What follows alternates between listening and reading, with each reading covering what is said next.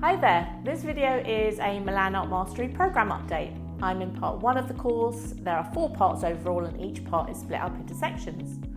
So this section was all about using charcoal to learn about light and shade. And we do this by drawing from a still life and then drawing from a photo.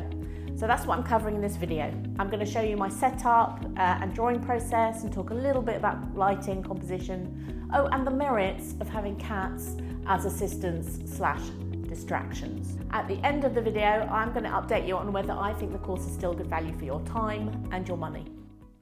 So the first job was to prep the studio and get together a selection of objects relevant for a still life. I got some fresh fruit and grabbed all of my fake flowers and a pretty textured scarf. I created a corner and put down some dark card as the backdrop, draped the scarf over the top, and then followed the Milan Art video links to get some tips for creating a composition that might work. Oh look, here's Bella, my assistant, learning how to fold stuff and put away. In this lesson, you guys are going to really congeal a lot of your drawing skills that you've already picked up. So this is a lesson where you are going to draw a still life from life. Okay, let's talk about lighting. I don't know about other artists, but for me, getting the right lighting to do anything can be a bit hit and miss. I'm using a light with 2 arms here, and it does have a dimmer switch, which is really helpful. I've just put a bunch of my items in the corner and I start playing around with them. I'm using different height objects, and I'm also creating slightly different levels for things to sit on, and I'm folding the material to get some nice shapes.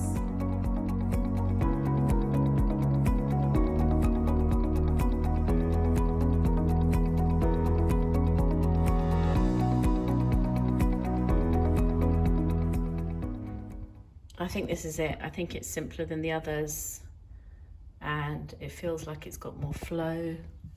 So I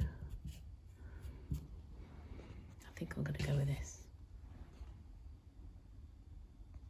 Bella then decides that I need another assistant in the studio, so she kindly invites a mouse to join as a new team member. I've literally got... Why would you do that? Why?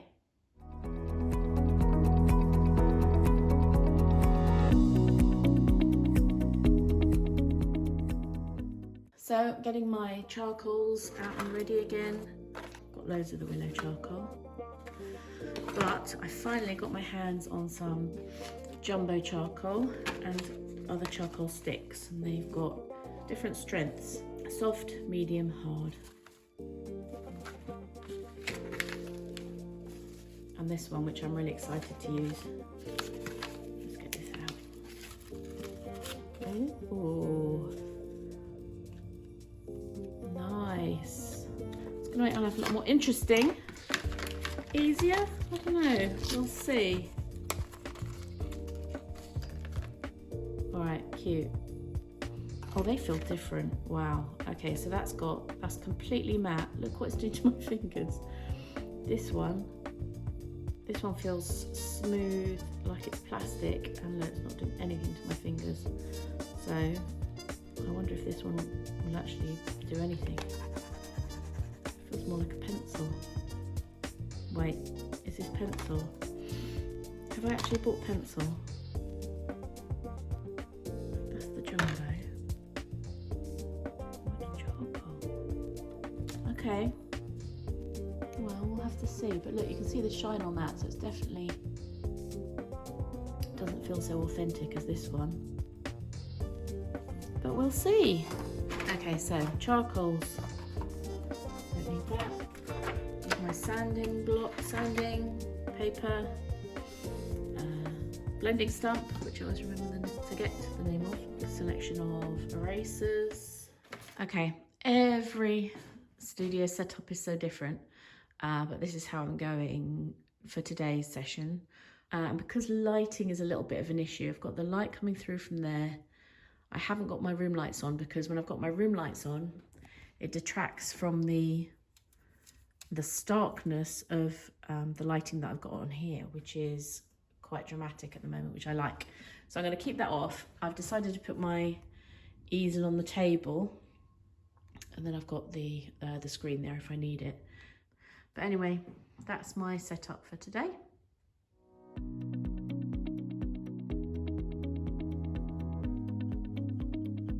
So what can I say moving through this session? I loved it. I loved the calm flow, I loved the composition, I loved the quiet mindfulness of the experience. I loved learning how to draw the folds of the material. I even enjoyed working loosely and messily, and I really wasn't expecting that.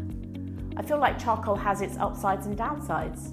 The upside is that you work pretty loosely because it's hard to be precise. You can get such character strokes using charcoal. And the downside for charcoal for me, I felt like it's physically quite tricky to work with. You can't touch the paper with your hand because it will smudge. So if you are used to having lots of precision, using charcoal can feel a little bit clumsy. I found it quite hard to hold and control the willow and the compressed sticks.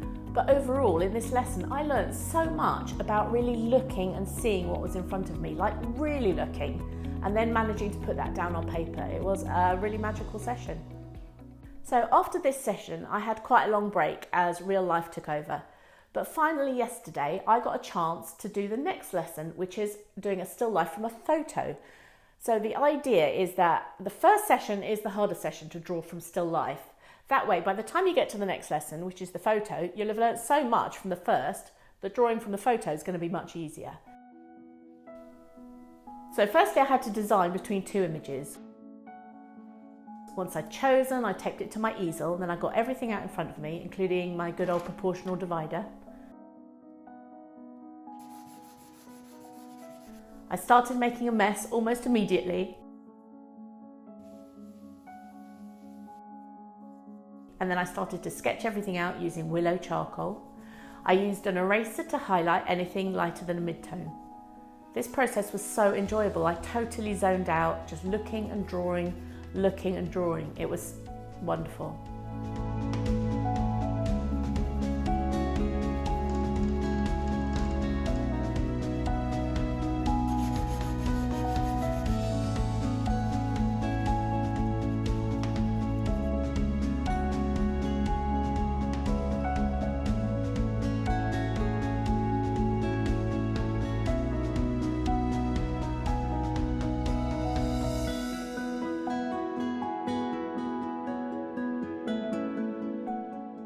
Then it was a question of layering up with all of the various different charcoal types, blending them in, smoothing them out as I went.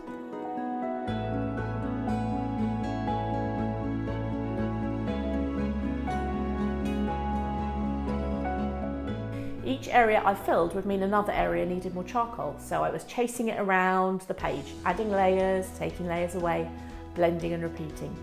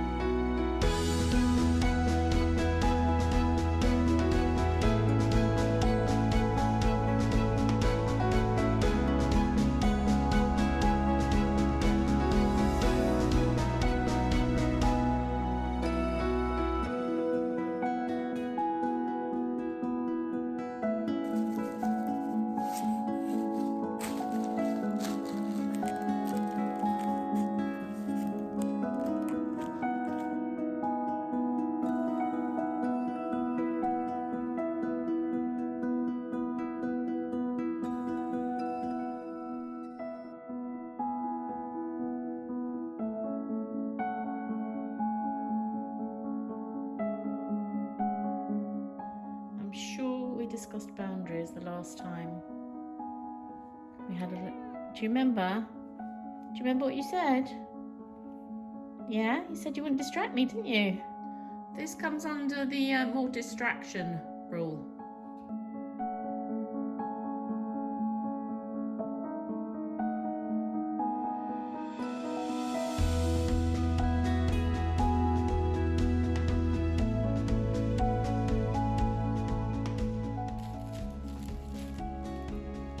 I'm doing it.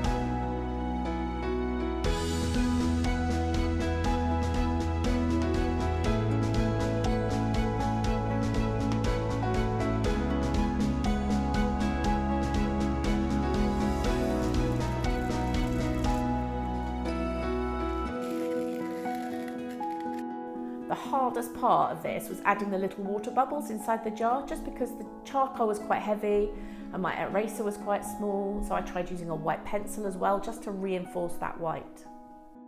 So having done the second still life from a photo, I feel like if I went back to the first still life from life again, I'd do a much better job, because now looking back, I can see that I didn't push that first one hard enough.